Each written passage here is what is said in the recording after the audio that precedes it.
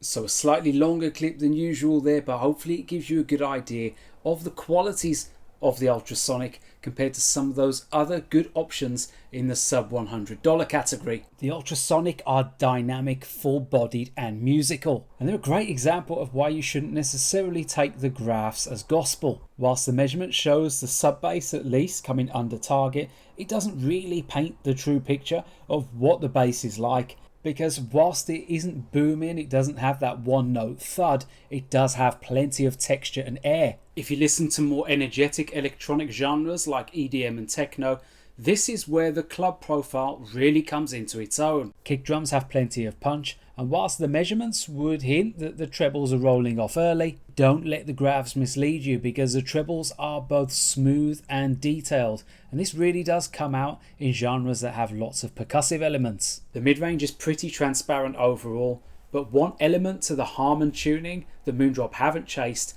is that brighter upper mid-range, and as a result vocals are set back from the mix ever so slightly. And this is where the graphs perhaps do paint a clearer picture, because as you can see, both the Earfun and the Realme track the Harman target, or perhaps slightly above, up until around 2.5K. So if you like a smoother vocal presentation, which I do, then the Ultrasonic are pretty much spot on here, especially when you look at how it balances against the bass. My only minor quibble with the mids is that the lower mid-range can sometimes feel a bit congested and the staging can feel a tad constrained. But it's like Moondrop recognised that this could potentially be an issue, and it's reflected in one of their EQ presets. Moondrop have restored and rejuvenated their Link app, and the good news is it now works on iOS again. Head to the Tune EQ section and you'll see that there are 5 individual presets. Sadly, there's no custom EQ. Reference is probably the one that you'll want to use if you're finding that that lower mid-range is getting a bit congested. Although at the same time it does take a little bit of energy and grunt out of your guitars, so it swings and roundabouts really, and it's down to personal preference. Whilst on first glance none of these presets do anything to the upper mid-range or the treble, if you choose the monitor EQ you will notice that the sound is brighter and the note weight is thinner. 89XX and 336XX are EQs that Moondrop have taken from other flagship headphones or earbuds. An 89XX is actually pretty nice. It's more of a reference style preset, but it takes some of the air out of the bass, and this is particularly evident on drums and brass instruments. The overall sound is a bit less full and nasal, but it could lack a little bit of energy depending on your personal preference. I'm not going to spend too long on 336XX because I really didn't like this sound whatsoever. So where does that leave the Ultrasonic compared to those other sub $100 sets? Well, let's take a look at the league table. I've scored the Ultrasonic in 5th position here, which is no mean feat when you consider it has the lowest MSRP of any of the other options in the top 5. It's especially commendable here that it scored so highly in the naturalness category, something you don't normally get with balanced armature driver TWS, which tend to have a more artificial sounding timbre. The design of the buds though, by comparison, and the case as well, have seen very little in the way of evolution. It shares the open design of the space travel and the block. Moondrop have this time included an external case for it though, which can go on your keyring, and it also limits the likelihood of bits of lint, stuff like that, getting inside the case and preventing the buds from charging. One of the drawbacks of their design though is that it can be a little bit fiddly getting the buds in and out the case first time. The buds themselves are pretty much exactly the same as the space travel, with the Moondrop branding on the outside and the stick style design that makes them a little bit angular but easy to adjust. Earbuds with oval nozzles and oval ear tips that have a shallow fit tend to suffer less with the occlusion effect, and the Ultrasonic are no exception here. They're fine for using on the treadmill, but I never recommend using in-ear buds for going for a run, because your ears will sweat a little bit and you'll find yourself having to readjust, which is a little bit of a pain. That said, if you're using them for just short bursts like running for the train or the bus, or for HIIT exercises like the 100 jumping jacks test here, then you should find the stability more than adequate. As you can see, they hit the 100 with flying colours, something that not every set of in-ear buds do. I found them a good, comfortable companion for gym work, although do bear in mind they don't have any official IPX sweat and water resistance rating. The controls are activated through a touch control sensor at the top of the stem, and it's reasonably responsive, although sometimes failed with double or triple taps. You can also customize the controls in the Moondrop Link app, and you've got full control pretty much in that you can change single tap, double tap, triple tap and long press. It's a bit awkward in that you assign gestures to functions rather than functions to gestures,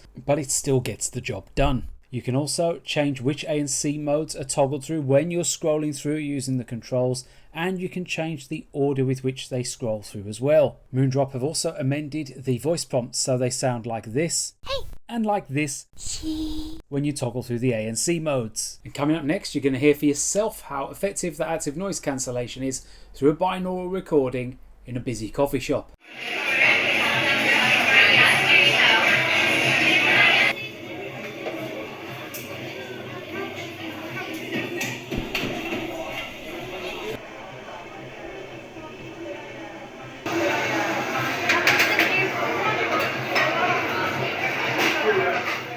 As you heard there, the ANC is okay.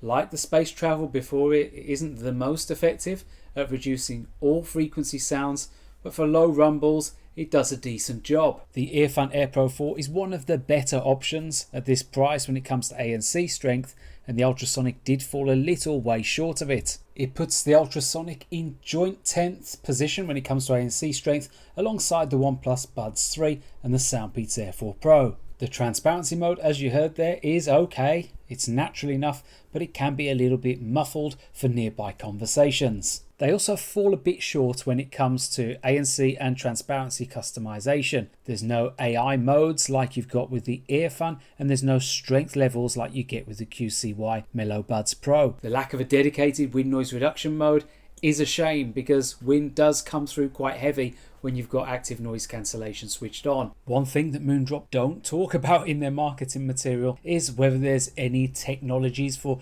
reducing environmental sounds on voice calls. If you want to make or take a call with the ultrasonic, this is how the mics sound when you've got absolutely nothing going on in the scene. In a moment, you're going to hear how they perform in a variety of different scenarios in busy indoor and busy outdoor scenes. Well, first up, we're testing how the Moondrop Ultrasonic perform on your calls in a busy indoor scene. I'm in the usual busy coffee shop here in the UK on the weekend, and you've got the sounds of groups of people nearby, and you need to chatter from them. You've got some music comes in stereo, and it is quite loud today. You've got sounds of baristas making coffee and staff here preparing food for work. So a real mixture of sounds, and the kind of sounds that will get in the way of your call if you're making calls in a similar sort of scene, and that might be a coffee shop, a shopping centre on the weekend, to the office, school college corridor, something like that. And this time we're testing the Moondrop Ultrasonic in a very busy semi-indoor, semi-outdoor scene, where the remit is to try and separate your voice from the multitude of conversations that are going on around you. As I said, I'm in a market. It's one of the busiest markets actually here in London Borough Market, and there's just tons of groups of people here. Lots of tourists coming to pick up their chocolate-covered strawberries, which have gone viral on Instagram. So big crowds of people, lots of conversation going on. So interested to hear how the ultrasonic performs at being able to elevate your voice from those other voices. So first test for the Moondrop Ultrasonic is how we're going to perform on your calls when you're on the daily commute. That's what we're trying to simulate here. So I've come along to London Bridge Station, one of the busy commuter stations here in the UK.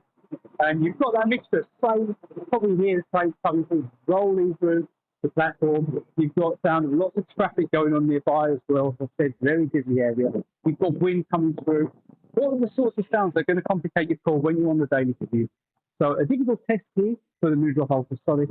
This is how they're going to perform in that kind of scene. So as you heard there, call performance is okay, it's pretty respectable, and there is definitely some noise reduction going on. In fact, it could be a little bit too aggressive with your voice sounding muffled as soon as that scene started to get particularly busy. If you're someone whose primary concern for their TWS's calls though, save a little bit more extra money and go for something like the Huawei FreeBuds Pro 3 or the Samsung Galaxy Buds 3 Pro with bone conduction mics which elevate your voice much cleaner. If you're one of those users who likes to make calls with transparency mode though, and you are getting the ultrasonic, then rest assured that is something that you're able to do. Moving on to the battery life, and Moondrop advertise around 6 hours single use playtime with ANC switched off and using the AAC codec. I put the ultrasonic through a few different tests to validate these claims, and in some instances it did actually outperform the advertised 6 hours. Using AAC and everything switched off,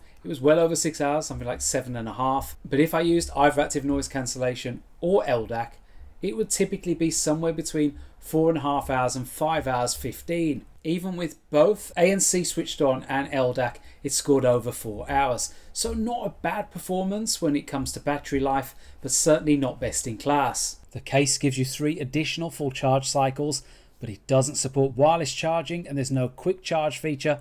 A big disappointment for a mid-tier bud. I mentioned in the intro that one of the upgrades from the space travel is the additional codecs, including high-res audio that you're getting with the ultrasonic. But once again, there'd be question marks over whether that absolutely represents an upgrade. You enable these codecs in the Moondrop app and it is pretty straightforward. With LDAC, I didn't get any stability issues, but I did get a weird distortion to the sound every so often, and I'd have to disconnect, forget pairing, and then reconnect, or at the very least just disconnect for it to start playing normally again. With LC3 it's slightly more complicated, After you toggle it, it will tell you to check that your phone definitely supports it. And if it does, you'll see in your Bluetooth pairing that you have the option to connect to Moondrop LEA. However, the way that Moondrop handles the connection is for the left and right bud to each connect to a mono channel. I verified LC3 was definitely working in developer options, but I had frequent dropouts with one side.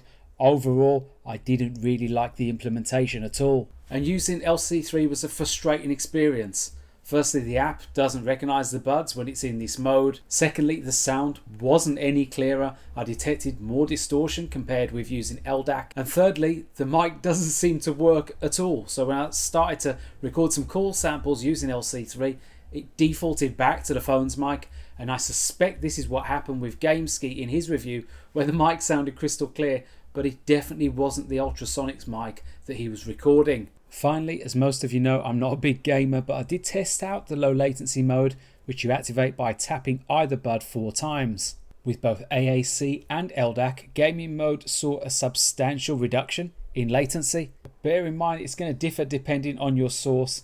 I used my Sony Xperia 1 IV and found it was good enough for casual gaming. So to summarise, 2 very different products aimed at very different markets here from Moondrop, but both with their individual merits. With the Ultrasonic, so much has been carried over from the space travel when it comes to the design and the ergonomics. So if these things served you well, then that's not going to be a problem for you. But if they didn't, then you're not going to see the attraction. The open case, as far as I'm aware, has never been especially popular. And whilst it's commendable that Moondrop have included an outer case to give it added protection, it doesn't protect it fully, and I couldn't get the damn thing off. The ANC, battery life and call performance are all okay, but nothing more. Moondrop's strength, as always, seems to be in the tuning, and there are real tangible upgrades from the space travel, especially the treble, which balances smoothness with detail. The mid bass can get a bit congested, but Moondrop have provided several excellent EQ presets. Their codec implementation is pretty buggy though. It's something I've raised with Moondrop, and hopefully they can improve this with future firmware updates. What did you think of the Ultrasonic? Do you have the Ultrasonic yet? Do leave your comments in the comment section below. I would love to hear from you. Give the video a like if you found it useful, enjoyed it, neither or both, and subscribe to the channel if you haven't already. I'll be back very soon with a review of KZ's Carol and the QCY Crosskey C30. But for now, it's ReganCipher signing off.